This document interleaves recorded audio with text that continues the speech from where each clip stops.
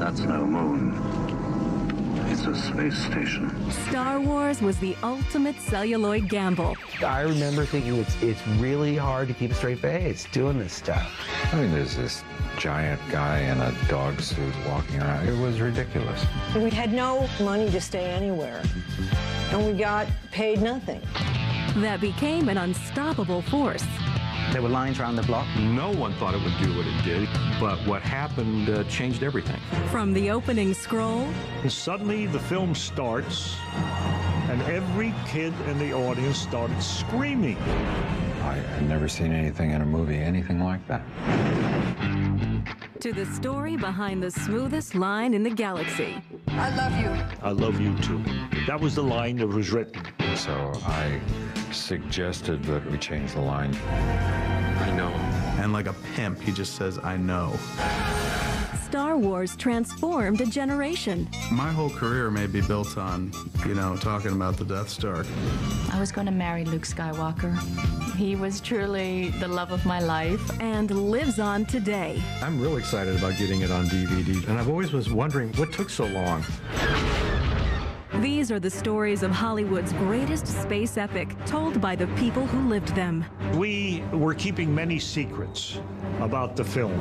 Obi-Wan never told you what happened to your father. Irvin Kershner brought me aside and said, here's what the real story is. When Star Wars ruled the world. In a world where only lightsabers sold and the dark side was a crime. Our heroes were taken over and turned into action figures. And so began a time of pure Skywalker. Where only the Force reigned. And Jedi was the name of the game. When Star Wars ruled the world. In the 70s, most films were more realistic, more hard-edged, more a reflection of their times.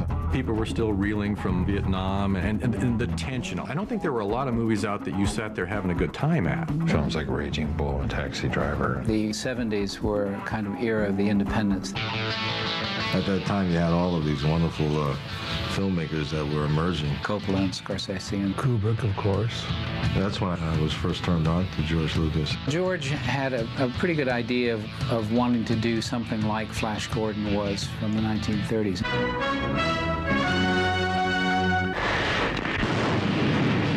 He is a brave man and will be royally rewarded. So started from scratch on the idea of a science fiction space opera-like story, and that became Star Wars. No! No!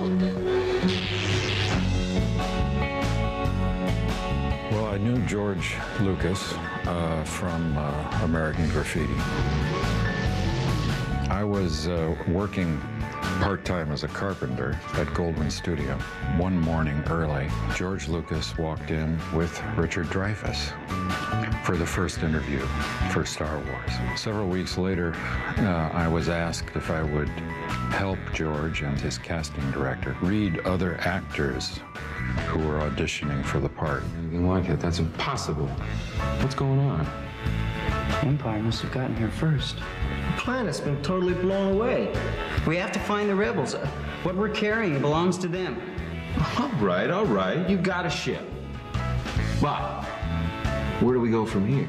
It was clear that he was really good for the Han Solo part, so he became the first choice. I was fortunate enough to get the part.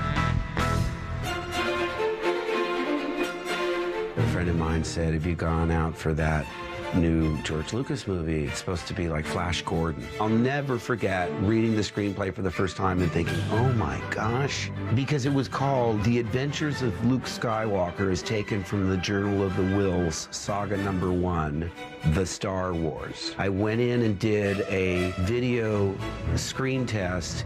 George seemed uncomfortable with me peppering him with questions. I certainly didn't have the sense when I left where, wow, I really nailed that.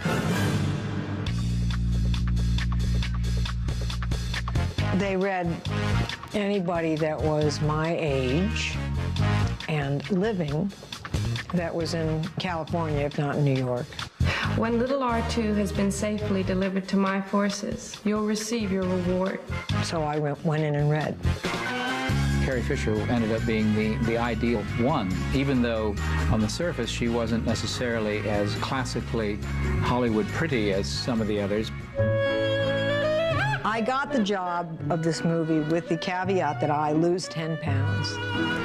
And I went to a fat farm. It was a nightmare. I was terrified they were going to look at me and say, bring in Jodie Foster and get that fat girl out of here. She had the right kind of personality. She was feisty and she was witty, and it just worked for the character.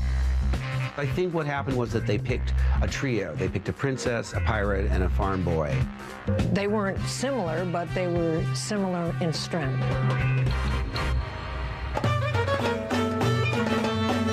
It was 1976.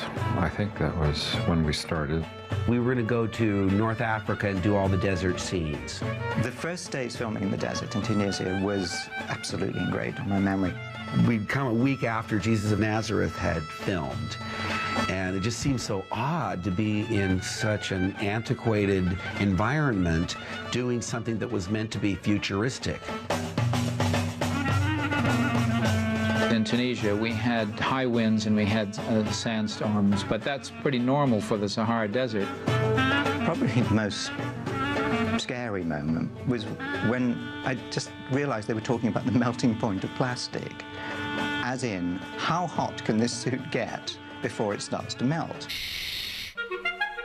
Kenny Baker played R2-D2 some of the time because he really was a radio-controlled robot. They'd say cut, lunch 1 hour, and they'd all walk away for lunch and leave me in the robot. My costume would regularly break. In the middle of a scene, they'd suddenly say, his eyes went out, or his leg just dropped off. George would come and frown at somewhere on my body. That wasn't my fault.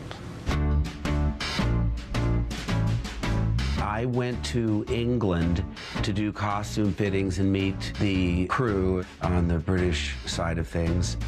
And we had any money to stay anywhere. And we got paid nothing. So there was no budget, nothing. Help me, Obi-Wan Kenobi.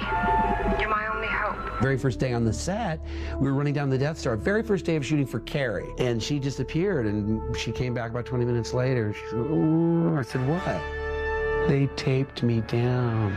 She had been running, and she wasn't wearing a bra. They saw some rushes, and it indicated that maybe a bra was in order. There is no lingerie in space. So they put gaffer tape. And I thought that it would be nice for the crew if they auctioned off who would get to rip the tape off at the end of the day. But they never did that.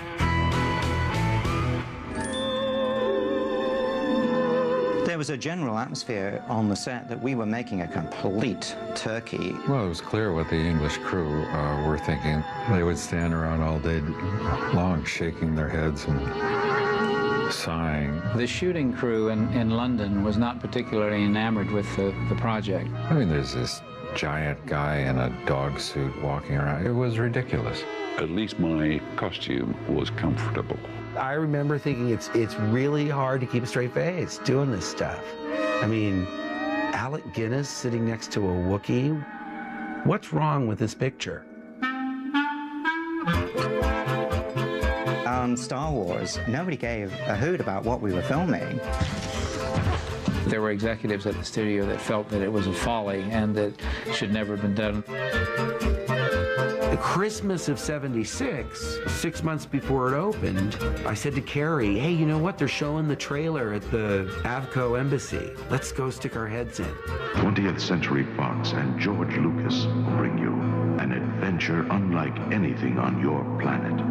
And all I know is at the end of the trailer, it says, 1 billion years in the making, Star Wars. And it's coming to your galaxy this summer. And there's a big explosion. And some wise guy in the back goes, yeah, and it's coming to late night TV about 2 months after that.